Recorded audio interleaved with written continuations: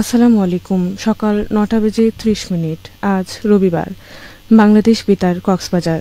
স্থানীয় খবরে স্বাগত জানাচ্ছি তানিশা বিনতে আলম।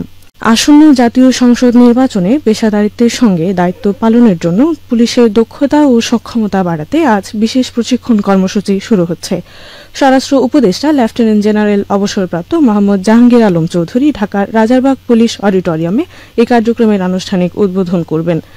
আগামী বছর ফেব্রুয়ারিতে অনুষ্ঠেয় জাতীয় নির্বাচন সুষ্ঠু ও নিরাপদ করতে এই কর্মসূচির আওতায় ১.৫ লাখের বেশি পুলিশ সদস্যকে বিশেষ প্রশিক্ষণ দেওয়া হবে বলে জানান পুলিশের উপমহাপরিদর্শক কাজী জিয়াউদ্দিন। সেন্ট মার্টিনে ইঞ্জিন বিকল হয়ে পড়ে সমুদ্রে ভাসতে থাকা মাছ ধরার ট্রলারসহ ৩ জেলেকে উদ্ধার করেছে কোস্টগার্ড।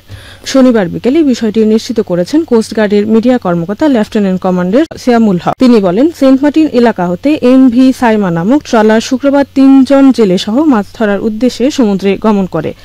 যান্ত্রিক ত্রুটির কারণে ইঞ্জিনের শ্যাফট বিকল হয়ে গেলে ট্রলারটি সমুদ্রে ভাসতে থাকে। পরবর্তীতে ট্রলারটি ভেসে সেন্ট মার্টিনের ছেড়াদ্বীপ সংলগ্ন এলাকায় আসলে এক জেলে মোবাইল ফোনে কোস্টগার্ডকে বিষয়টি জানান।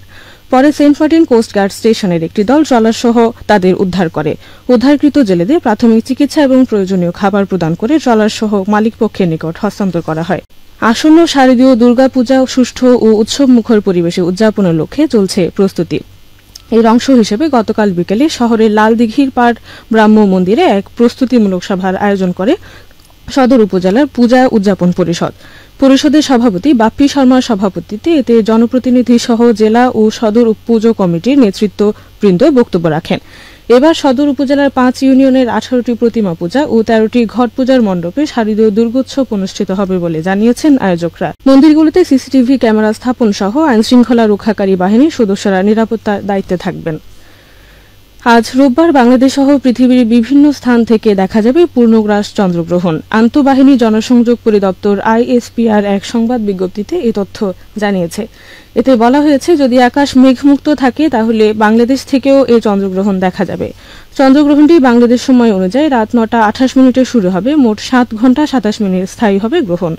চন্দ্রগ্রহণটি পূর্ণাঙ্গভাবে দেখা যাবে এমন স্থান হল পূর্বে ইন্দোনেশিয়ার হিলা দ্বীপ থেকে শুরু করে পশ্চিমে কেনিয়ার মোম্বাসা বন্দর পর্যন্ত। এই দুই প্রান্তের কিছুটা পূর্ব পশ্চিমে আংশিক গ্রহণ দেখা যাবে। তবে উত্তর আমেরিকা, ক্যারিবীয় অঞ্চল ও দক্ষিণ আমেরিকার প্রায় ৯০% এলাকা থেকে এটি দেখা যাবে না। স্বাস্থ্য মন্ত্রণালয়ের যুগ্ম সচিব কাজী আজমেরী উখিয়া উপজেলা স্বাস্থ্য কমপ্লেক্স পরিদর্শন করেছেন। গতকাল পরিদর্শনকালে তিনি স্বাস্থ্য কমপ্লেক্সের বিভিন্ন বিভাগ ঘুরে দেখেন এবং ভর্তিকৃত রোগীদের সাথে কথা বলেন। এর আগে তিনি রোহিঙ্গা ক্যাম্প পরিদর্শন ও বিভিন্ন সংস্থা পরিচালিত স্বাস্থ্য ক্লিনিক এবং হাসপাতালসমূহের সেবা কার্যক্রম পর্যবেক্ষণ করেন। এ সময় উপজেলা স্বাস্থ্য ও পরিবার পরিকল্পনা কর্মকর্তা ডাক্তার মোসাম্মদ নাসরিন জিবিন সহ সংশ্লিষ্টরা উপস্থিত ছিলেন। টেকনাফ থেকে কক্সবাজারগামী একটি মোটরসাইকেলের সিটের নিচ থেকে প্রায় ১৮,০০০ পিস ইয়াবা সহ ২ যুবককে আটক করেছে বিজিবি। তল্লাশিকালে ব্যবহৃত মোটরসাইকেল ও ২টি স্মার্টফোনও জব্দ করা হয়েছে। গতকাল সন্ধ্যায় রেজুখাল চেকপোস্টে তল্লাশি চালিয়ে এসব ইয়াবা জব্দ করা হয়। আটককৃত ব্যক্তিরা হলেন ঢাকার বাসিন্দা মোহাম্মদ জাহিদুল ইসলাম ও রিয়াজুল ইসলাম। কক্সবাজার ব্যাটালিয়নের অধিনায়ক lieutenant colonel SM Khairul Alam বিষয়টি নিশ্চিত করেছেন। তিনি বলেন, মাদক ও চোরাচালান দমন এবং সীমান্ত এলাকায় শান্তি শৃঙ্খলা বজায় রাখতে বিজিবির অভিযান অব্যাহত থাকবে। খেলার খবর ফুটবল। জেলা প্রশাসক গোল্ড কাপ টুর্নামেন্টের একের পর এক ঘটছে চমক। স্বাগতিক সদর ও চকরিয়ার পর এবার টুর্নামেন্ট থেকে বিদায় নিয়েছে রানিং চ্যাম্পিয়ন মহেশখালী উপজেলা ফুটবল দল। শনিবার বিকেলে বীরশ্রেষ্ঠ রুহুল আমিন স্টেডিয়ামে হাড্ডাহাড্ডি লড়াইয়ের পর সাডেন ডেথ টাইব্রেকারে ৬-৫ গোলে মহেশখালীকে হারিয়ে ফাইনালের টিকিট নিশ্চিত করেছে রম্যভূমি খ্যাত রামু উপজেলা। খেলার শুরুতে গেলবারে চ্যাম্পিয়ন মহেশখালীকে জয়ের সমীকরণে এগিয়ে রাখলেও রামুর তীব্র প্রতিরোধ দেখে ধারণা বদলে যায় উপস্থিত দর্শকদের। ম্যাচের ২৮ মিনিটে জাহেদের দুর্দান্ত একটি গোলে ১-০ গোলে এগিয়ে যায় রামু। এ সময় আনন্দ উচ্ছ্বাসে মেতে ওঠে রামুর শত শত সমর্থক। ম্যাচের ৪৮ মিনিটে খানিক স্বস্তি ফেরে মহেশখালী শিবিরে। এ সময় ক্রস থেকে বল পেয়ে বুক দিয়ে রিসিভ করে রামুর জালে বল পাঠান বিদেশি খেলোয়াড় ব্রা। তার গোলে সমতায় ফেরে মহেশখালী। কিন্তু খেলার শেষ পর্যন্ত দুই দলই আর গোলের দেখা পায়নি, যার ফলে খেলা গড়ায় টাইব্রেকারে। দুই দলই ৫টি করে পেনাল্টি কিক নিয়ে ৪-৪ গোল করে ফের সমতায় আসে। সাডেন ডেথ টাইব্রেকারে ২-১ গোলে জিতে ফাইনালে যাওয়ার ইতিহাস গড়ে রামু।